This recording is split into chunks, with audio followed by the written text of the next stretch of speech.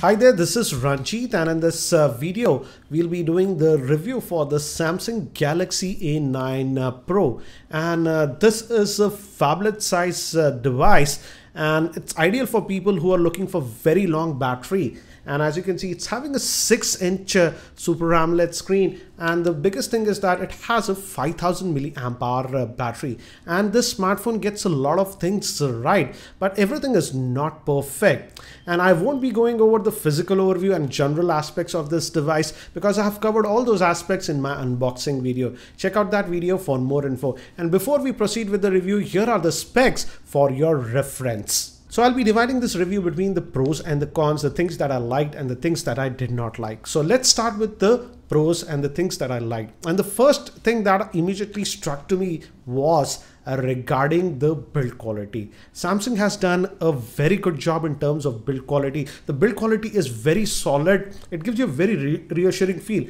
It has this metallic on the side and glass on the back, and it gives a very premium also sort of a look to this device. So in terms of build quality, Samsung has done a great job. But again, as this is a very big device sporting a 6-inch screen, it's slightly on the heavier side, and if you use it with a single hand, it sort of feels a little bit top heavy, so you have to be aware of that. I got used to this after about 4-5 days. Initially I felt it was a bit heavy, but again, yes, certainly even after 4-5 days it's on the heavier side. And second thing I really liked is, though it's having just a 1080p screen, it's not having a quad HD screen, but the 1080p Super AMOLED screen that Samsung has put on this one is actually really good, and I have no problems regarding that. Also, it has the basic sensors that you will expect, like auto brightness sensor and stuff, so no problems regarding the screen quality. Also, as I've told you, it feels extremely premium, I would say, and people will look at this phone and they'll ask you, what is this model? Now, another thing that I really like on this phone is that this phone is a proper dual SIM phone with a micro SD card slot. So if you are a person, and I know many people who want to use 2 SIMs plus a SD card, you are covered with this. Also, when we talk about internal storage, it has 32 gigabytes of internal storage, and it comes with 4 gigabytes of RAM with the Snapdragon 652 SoC, and it gives a very good performance. In general performance, I did not have any issues. Yes, it runs TouchWiz, but I did not notice lagginess while using this phone thanks to the Snapdragon 652 SoC. Another thing, and this is the most important thing about this phone, is regarding the battery life that you will be getting on this one. It sports that massive 5000 milliamp hour battery, and that excess weight is also due to that. But in terms of battery life, Samsung has done a great job, and that's also thanks to the Snapdragon 652 SoC. The battery life is actually very good on this phone. In terms of screen on time, I was getting anywhere between 6 to 7 hours of screen on time. And with my casual regular usage, I was charging it only once in 1.5 days. So even for heavy users, I would say it can easily last for a full working day. When I was only on, what do you say, mobile data, then also it lasts me for 6 hours of screen on time. And with mixed usage, I used to get almost about 7 hours of screen on time with this one. So battery life is, needless to say, excellent on this device. Now again, as I've already mentioned, the general performance was also very good, and I also like the fact that Samsung has added some nice features that they do on their premium lineup of phones even on this one.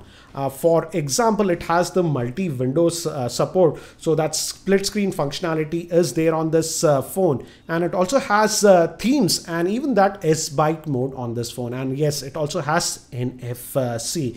Now moving to gaming performance, I did quite a bit of gaming with some heavy games, and I have to say the gaming performance was also very good on this phone. And the good thing is that even with extended gaming and with heavy games, it did not heat up. So again, for gaming also, it was a very nice experience. Now moving to the camera performance is sort of mixed, I would say. In outdoor and natural lighting conditions, the pictures come out to be really good, as you can see with the sample shots. But one thing that I've noticed is that for macro shots, you have to be careful because the focusing can be an issue at times. And even in semi-indoor conditions, it does a fine job. But when we move to artificial lighting and low lighting conditions, here here the performance goes down quite a bit, and you can notice quite a bit of noise in the pictures. So I thought Samsung would have done a better job in this area considering the price point of this device, but you have to be careful in low lighting conditions. But again, with flash, the pictures come out to be really good, and the flash is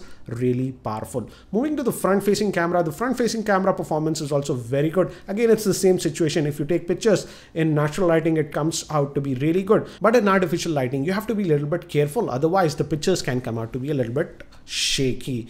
Next, if we talk about the cellular call quality, I tested this one with Airtel 4G and also with the Reliance Jio, and the cellular call quality that I was getting was very good, no issues. And yes, this one works perfectly fine with the Reliance Jio, and you can make VoLTE calls. So VoLTE support is there out of the box.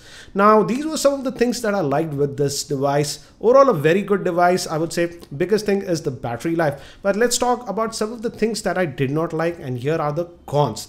The first thing, as I've already mentioned, is that this device feels a little bit heavy, and particularly if you're going to use it with a single hand, it becomes sort of top heavy, so you have to be careful. So it's mostly a two-handed device in my opinion. Also, as it's a Samsung phone, Samsung did not skimp on a lot of sensor, but the gyroscope sensor is sadly missing on this one. So no VR support or YouTube 360 videos will simply not work on this. This is quite a bummer. I simply cannot understand why Samsung omitted the gyroscope sensor. But other sensors, fortunately, like auto brightness, compass, haptic feedback, etc., are there. Also, one more thing that I noticed was missing in camera, particularly in the video mode, was slow motion. For some reason, slow motion option was not there. So it looks like Samsung is intentionally trying to gimp this model so that it doesn't compete with their flagships. Also, again, talking about the fingerprint scanner, for the most part it works, but again, as you can see, it's working fine now. But sometimes, as you see, it didn't recognize. So that's the case. I would say if I have to rate the fingerprint scanner, I would rate it 7 out of 10. It works most of the time, but sometimes you have to tap in twice, which was the same case with even the Galaxy S7. And again, so the last con I have is that I was expecting slightly better camera performance with the rear facing camera, because this one has optical image stabilization. But again, in artificial lighting and low lighting conditions, the performance is not that great. I would say overall, considering the price point of this device sells in India for 32,400 rupees. Again, I'll have the link in the YouTube show notes. So for that price point, I would say the biggest strength for this device is regarding the battery life. So if you're a person who's looking for a very practical phone with great battery life that has proper dual SIM and a micro SD card support, you can certainly have a look at the same. Another thing that I really liked about this device is the build quality and the premium feel that it gives. Yes, again, in terms of pure performance, there is the OnePlus 3, which does better in pure performance, and even the rear facing camera of the OnePlus 3 does better. But again, it's a Samsung device, so be prepared to pay a slight premium. But overall, I would say the overall performance of this device was actually really good. Again, I have also posted the in-depth gaming review for this device, so if you want to know more about gaming, you can check out that video. Link for that video will be in the YouTube show notes. So I hope you found this video review helpful, and if you're not subscribed to my YouTube channel, hit that subscribe button. Thanks for watching. This is Ranjit, and I hope to see you in my next video.